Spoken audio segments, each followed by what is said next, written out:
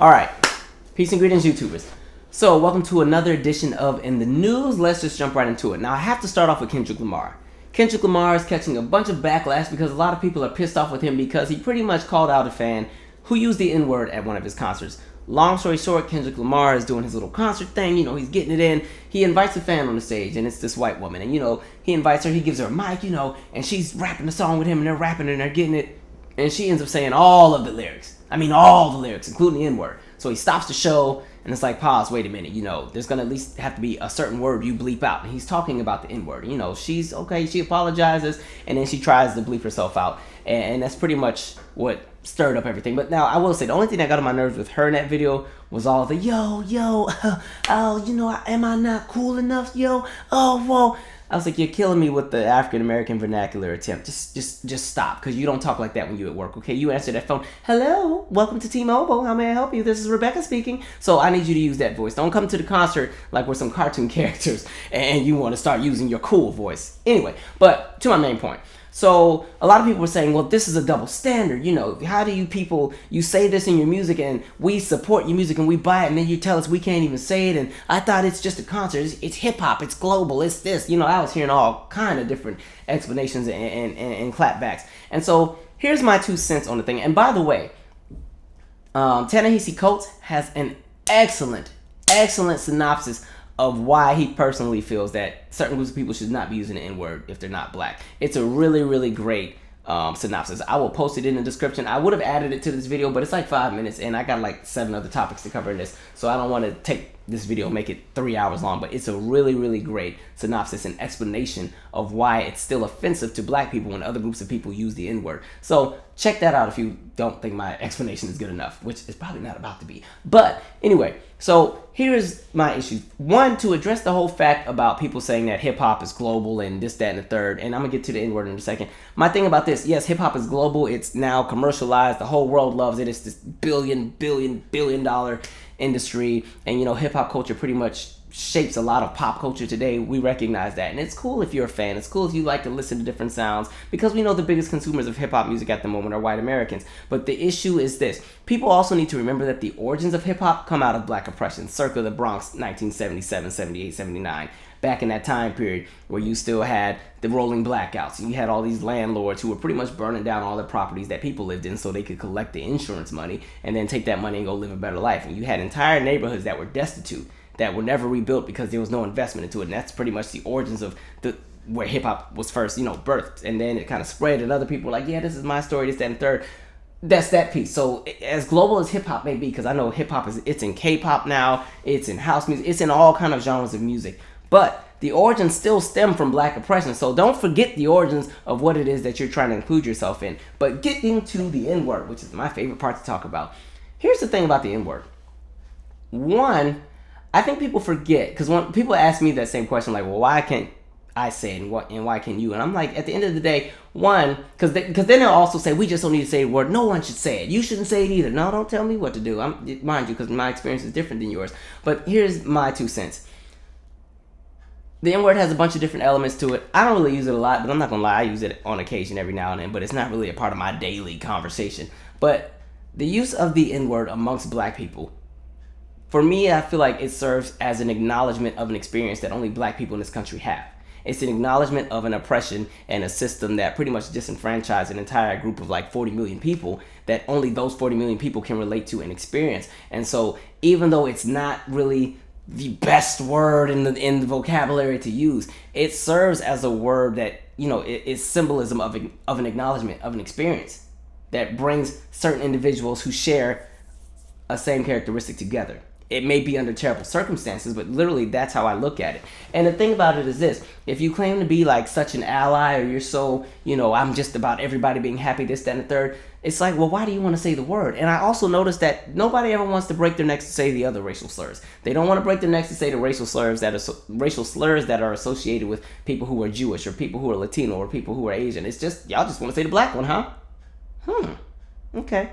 And the thing is this: we already know that pretty much everybody says the word behind closed doors at some point. We know. For all 2 of my white friends, am I losing sleep questioning whether or not they say the N-word when I'm not around? Probably not, because they're not going to break their necks and say that crap in front of me because they understand the kind of conversation and the kind of reaction they're going to get out of me. And so it's not going to happen. But I just find it funny because a lot of people are also saying, well, we're in better times now. Things are good, so it shouldn't be a big deal. I can understand if it was the 50s and 60s. We put an A at the end. It's not as bad as the old one. And I'm kind of like, no. Listen. We are still living in a country where there are all kinds of laws and policies and practices that are rooted in racial oppression that are still in effect today that we are living under. So just because a few rappers that you like are on your favorite radio station and that you can do all the latest dances and we can all party to the same music, that doesn't change the fact that this country's history still sucks when it comes to race. That doesn't change anything. It doesn't change my experience. That doesn't change the residual effects of everything that's happened to black people in this country and why black people are in some of the positions that they're in due to the residual effects of what has happened in the past. It doesn't negate that. And so with you, out of respect for the black struggle in this country, it's just best that you don't say it. And again, sometimes there's just some things you will never understand and some things that you may not always agree with. But you know what that means? That just means that you have to respect that person's wishes, because the other issue is a lot of you are just too entitled. You think you own everything. You think that because one group of people are doing something, you automatically have access to it. Okay, a lot of you have been given so much access to everything, you don't know how to be denied something because you're used to getting everything handed to you. And so that's what that's really about. Like, and the N-word, again, is still very, very prevalent on a negative connotation as well. Like, I can guarantee you, like, even having this YouTube channel, sometimes I can make a video that has nothing to do with race. It could be about puppies drinking water. And if the video gets enough traction and gets enough views and I start getting a lot of people who are not subscribed to start watching, eventually there comes that 8, 9, or 10 comments where you N-word, you da-da-da-da-da, blackie, darky, this, that, and third. And people used to ask, like, well, does that hurt my feelings? I'm like, no, it doesn't hurt my feelings at all. Really what it is I've just learned to recognize that if I've given some really well-articulated, educated statement about something, a lot of the people who tend to break their necks and just want to resort to calling me the N-word because they think that still gives them some kind of validation of power that they think that they have. What happens is, a lot of times they just don't have the intellectual capacity to refute anything that I've said. They don't know how to really, there's no rebuttal for anything that I've said that's backed up by facts. And they don't really understand the concept of, data and, breaking things down. So the only thing they know how to do is just resort to the N-word because that's what they've grown up under. They understand that the system in this country allows certain groups of people to be under another group of people. And so they use that word as a term of their own self-empowerment to make me kind of, I guess, get my feelings hurt. And it's usually like, hey, there's Exhibit A with what I was talking about in another video, guys. That person right there. Boom. So as far as the N-word, I'm just like, and like I said, I use it on occasion. But it's unique because there's in certain places where I won't use it. Like if I'm around old people, I won't use it, especially older black people. Absolutely not. I won't use it. And another thing, you know what I find interesting? Because somebody posted a really good status. Either it was on Instagram or it was on Twitter. And I had to think. It was something like, well, listen, if black kids can bleep themselves out with all the cuss words when they're in the car with their parents, why is it that it's so hard for white people to do the same with the N-word or other groups of people? And I thought about that. I was like, that is very, very true. Because to be honest, like, I have yet to ever really use any profanity in front of my mother. I think I might have said the D word one time. And at this point, I'm almost 30. That's about it. But like, when I'm in the car by myself, I cuss like a sailor. God, y'all wouldn't recognize me. I use all the hard words, the real hard ones with conviction. Especially if somebody cut me off. Like, when I'm in the car, I got the music on. I'm giving a whole benefit concert with the windows down. I'm jamming. So if you mess up my flow and my vibe because I'm trying to mentally prepare for work, because I work with kids and I got to be in a good headspace to be with them for 8 hours. I need a nice smooth commute. So sometimes people will, cut me off and But the most interesting thing is if my mother flies in to visit and she's in the car with me, somebody can do the same thing. And I'm like, hey, man, gosh, goodness. Like, it's the funniest thing. So, again, some people are like, yeah, we can't help it. Yes, you can. You know exactly what you're doing. So get it together. Same thing again with me working with kids. I can't cuss at the kids. Sometimes I want to, but I can't. So that's that. So, moving on. Interesting. It was so funny. You would have thought that the fact that he got backlash for speaking up for his own experience. That's funny. But anyway, moving on. Let me go to something happy before I get back to the heavier stuff. I don't know if you've seen this case about the 30-year-old guy who his parents had to take him to court so he could move out because he'd been living there. And mind you, they even offered to give him like $1,100 to start, just get out. And he was like, no, I'm not getting out. I'm not a nuisance. They had to take this boy to court. And he was saying something about like, he needs a 6 month notice before he has to get out. I'm like, boy, listen, sir.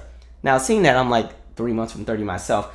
Your parents want to be home alone because they want to walk around naked again, okay? They want to go back to doing the things that they used to do before you were born. Let your parents get that right. You done got on their nerves since up until 18, and they thought when you were 18 you were going to be done, and you've still been over there. So get out, okay? Your mom and dad, they want to do it hanging from the ceiling like they used to. They can't do that with you in there, all right? They can't do that with you in the basement taking up space, eating up all the food, all right? And by the way, I'm not going to talk about looks today. I'm trying to change. I'm gonna just say that's a hard 30. That's a very hard 30. And I would think that if somebody is living with their parents, rent free, good food, I just think you look a little.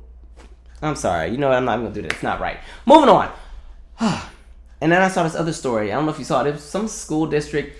Long story short, cheerleading squad. Some girl didn't make the cheerleading squad. Parents got mad, brought it up with the school, and so now the school board has made a decision where pretty much if you try out, you make the team. So all the cheerleaders are mad and pissed off.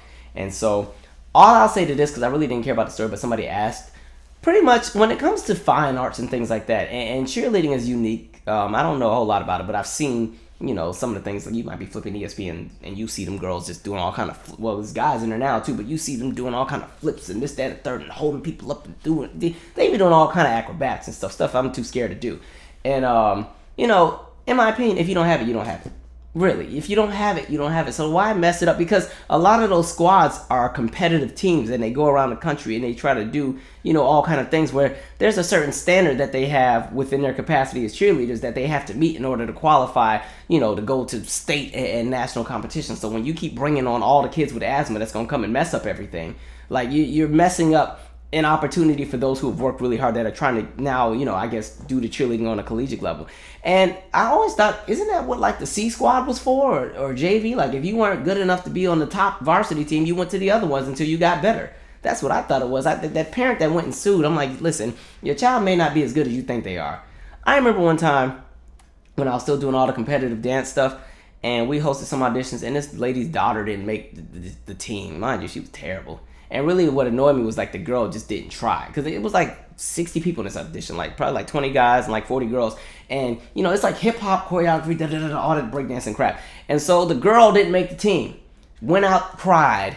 Her mom would come in trying to cuss us out. And see, this is what I do, because I always have insurance. I record all the auditions. I was like, because she thought that I didn't pick her daughter. Well, mind you, she said she thought I didn't pick the daughter because the daughter was light-skinned. I was like, first of all, you are so confused in your head. I don't do that colorism stuff, because in my head, we all black, and we all under the same struggle, so we don't got time for no colorism crap. But what did I do? I said, okay, let me go ahead and play the video of your daughter in comparison to all these other people. Now do you see why she didn't make the team? Thank you for your time. Moving on. So that's that. With that cheerleading squad or whatever district that is, you're going to make their cheerleading squad suck. And there's no disrespect to the people that didn't make the squad. Listen, if you didn't make it, you didn't make it. Like, I think we got to get out of the habit of always trying to... I'm all about inclusive culture, but sometimes there's certain things that everybody, again, does not get access to if you don't meet the qualifications. Listen, I played football until I was a sophomore, but the problem was I stopped growing. I had such a fast-ass metabolism that I couldn't make the impact that I wanted to make in football because I just wasn't big enough. So what did I do? I was like, okay, you know what? Listen, this is really not my gift. I like it. It's a lot of fun, but this is not my gift. I'm slowing down the team. Let me get out the way. And so I stuck with track because I could do all the jumps. I had a size 12 shoe. That's a lot of foot to jump off into the air. So I could do the hurdles and the triple jump and the long jump and the high jump. Even got a scholarship for college for it. Like, I could get it in. Even though I didn't go to that college because I chose to go to Howard. But, that's that. Moving on. I see Will Smith I see he's doing like the halftime at one of these big sporting events somewhere overseas, and I saw that he posted that he was doing some new music again. I know y'all think Will Smith is corny as a rapper, but listen, to be honest, y'all know at the barbecue, as soon as summertime comes on, everybody's kind of bopping their heads. True story. Will Smith, the Big Willie style album, that's probably one of the first albums I bought on my own because it didn't have the parental advisory sticker.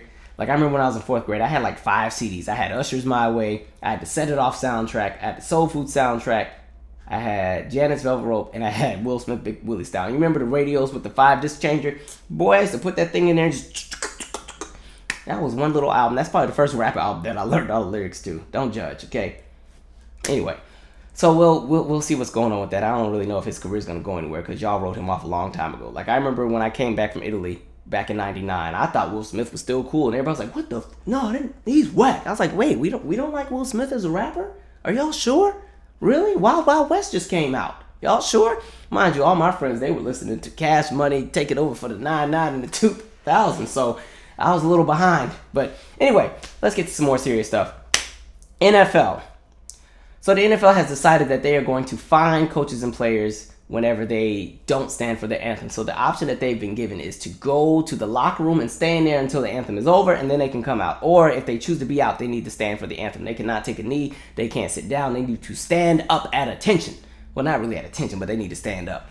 And so here's my 2 cents on it. I've talked about this at least 4 or 5 times on this channel. Again, the NFL thinks they own these players. These players need to recognize that they carry more power than the NFL because the NFL needs them, in my opinion. And for everybody who keeps trying to jump into this whole patriotic stuff, and it's not patriotism, and when you don't stand for the anthem, and what about the troops? Y'all have got to stop using the troops as a crutch to justify your nonsense. A lot of people are pretty much, in my opinion, very, very racist, and they will use politics and the troops to justify everything. Because when I look at it, a lot of y'all who are so pro-troops drive right past all them homeless veterans when you're on your way to work. As soon as you get to that red light, they start knocking on that window. You put that window right up and turn your music up like you don't hear them. All right? You should go to the VA. Mind you, half the people y'all voted in cut it. They cut all the funding for the VA. So it's like, okay.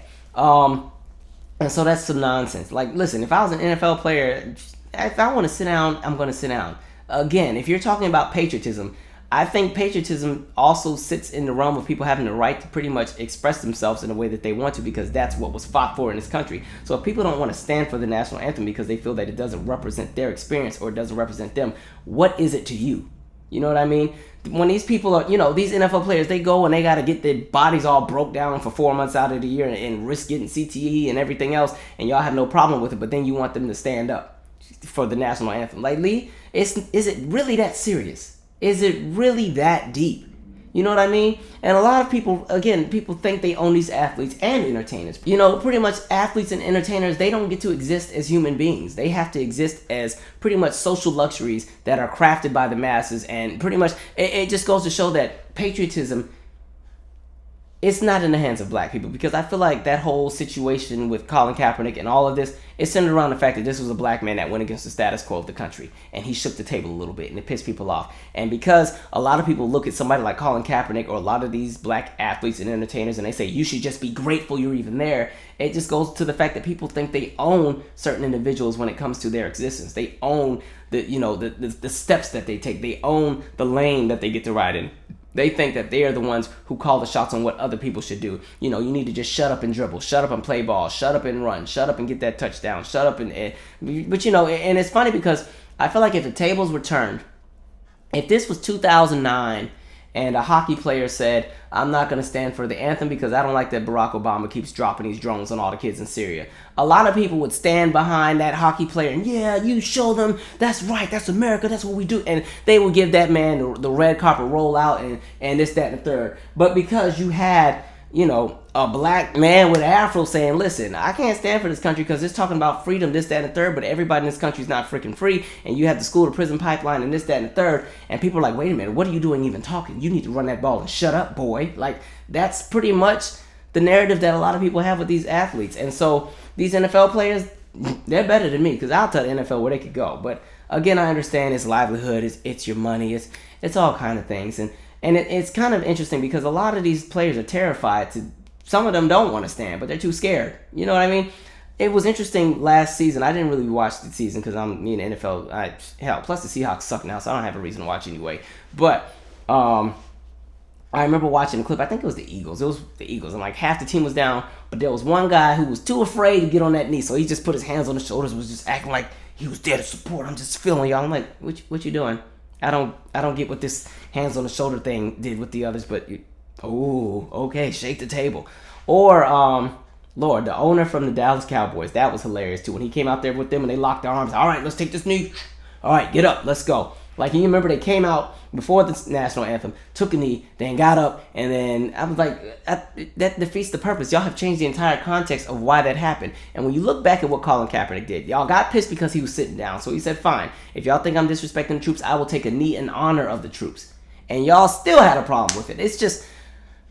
peaceful protesting. Didn't know there were so many rules. My goodness.